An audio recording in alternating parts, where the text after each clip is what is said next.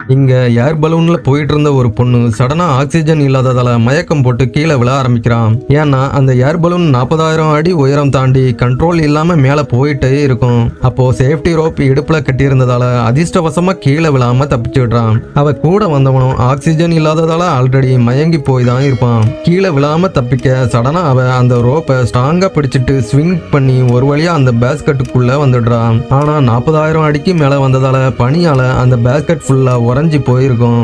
அதனால அதை கண்ட்ரோல் பண்ற எக்ஸாஸ்ட் வால்வும் உறைஞ்சி கல்லு மாதிரி ஆகியிருக்கும். அவ எவ்வளவு இழுத்து பார்த்தாலும் அதை ஓபன் பண்ணவே முடியல. அந்த பலூன் டாப்ல ஏறி எக்ஸாஸ்ட் வால்வை ஓபன் பண்றதுதான் ஒரே வழி. அதனால வேற வழியே இல்லாம அந்த பலூன் மேல ஏற ஆரம்பிக்கிறான். ஆனா பாதி தூரம் போனதும் ஆக்சிஜன் இல்லாததால அவளுக்கு மயக்கம் வந்துருது.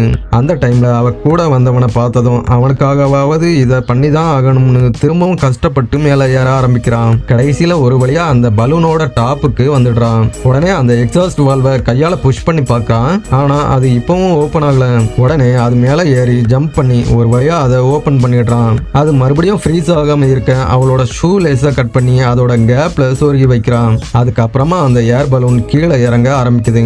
அப்போ அவனும் மயக்கம் தெளிஞ்சு கண்ணை முழிச்சிடுறான். அந்த டைம்ல பனித்துகள்கள் எல்லாம் மேல போறத கவனிக்கிறான். அப்பதான் அந்த ஏர் பலூன் வழக்கத்தை விட ரொம்ப ஃபாஸ்டா கீழே போயிட்டு இருக்கிறத கண்டுபிடிக்கிறான். உடனே அந்த வால்வை கனெக்ட் பண்ணி இருந்த ரோப்பை பிடிச்சு ஸ்பீடை குறைக்கிறதுக்காக இழுக்கிறான். ஆனா அந்த வால்வு கிழிஞ்சே போயிருது. இப்போ அந்த பலூன் பயங்கர ஸ்பீடா கீழே நோக்கி வந்துட்டு இருக்குது.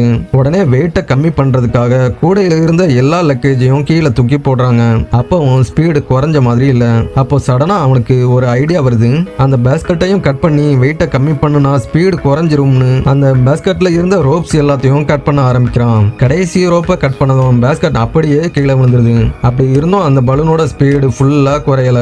நாம கண்டிப்பா சாக போறோம்னு பயத்துல அவ புலம்ப ஆரம்பிக்கிறான். சடனா அவனுக்கு ஒரு ஐடியா வந்து அங்க இருந்த ரோப்பை அவளை டைட்டா பிடிச்சிக்க சொல்றான். அவ அப்படி பிடிச்சுக்கிட்டதும் பலூனோட இன்சைடு ரோப்ஸ் எல்லாத்தையும் கட் பண்ணி விட்டுறான். அப்போ உடனே அந்த ஏர் பலூன் ஒரு பெரிய பாராஷூட் மாதிரி ஓபன் ஆகிருது.